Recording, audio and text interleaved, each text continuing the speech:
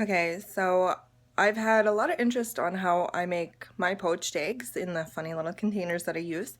So I figured, why not do a video and show everyone? So that's what I'll do. I'm just gonna switch cameras here. These are the tools that I use. Obviously, a pot.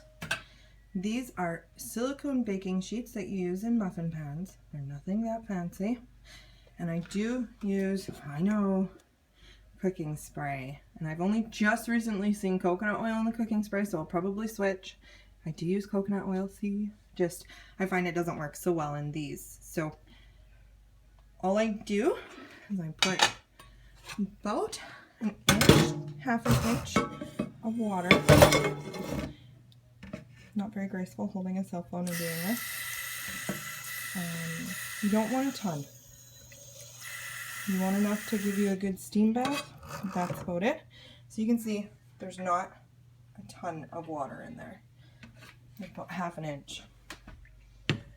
Get that turned on. Now, between my cookware and my stove, I know the temperature that I need. You may need to play with yours a little bit. But once I get a nice rolling boil in there on that temperature, it doesn't take that long. So now, while that's getting warmed up, I'm just going to give a little spray to each of my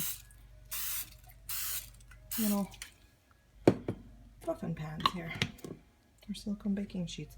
I do put them in first. I used to break my eggs in there and then put them in while it was boiling. That causes a big mess, so don't do that. Okay, see, look, they fit perfectly. Yay! And then get your eggs, of course. I go through a lot of eggs, can you tell? Now, I am going to pause the video. I'm not very great at cracking one-handed guided while staring at a video camera, so these will be cracked in there in 1 second. See? Voila! Magic. So this is the other reason that you don't want a ton of water, because obviously then the water would be higher than the muffin silicone cups and pour into your eggs. If that happens, you do get a whole lot of boiling over, because once you have the egg in the water without some vinegar in there, it tends to make a big mess. So now I'm just going to wait for that to warm up and start to boil. Another moment here. So as you can see, it is starting to boil, and you can see it's not even a lot, but you can see in the eggs are already starting to whiten. That's when I put the lid on. I just leave it there. Again, my stove and my pot work really well together, so I don't need a lot. And then you put on the timer for 6 minutes. So again, you're gonna have to play with your stove, your amount of water, your amount of steam, and your pot and pans to figure out how long you'll need to cook it for. I don't open this until my timer goes off, unless I have way too much steam or I'm boiling over, and then I'll show you once it's done. Alright, so we're almost done. It's steaming away here.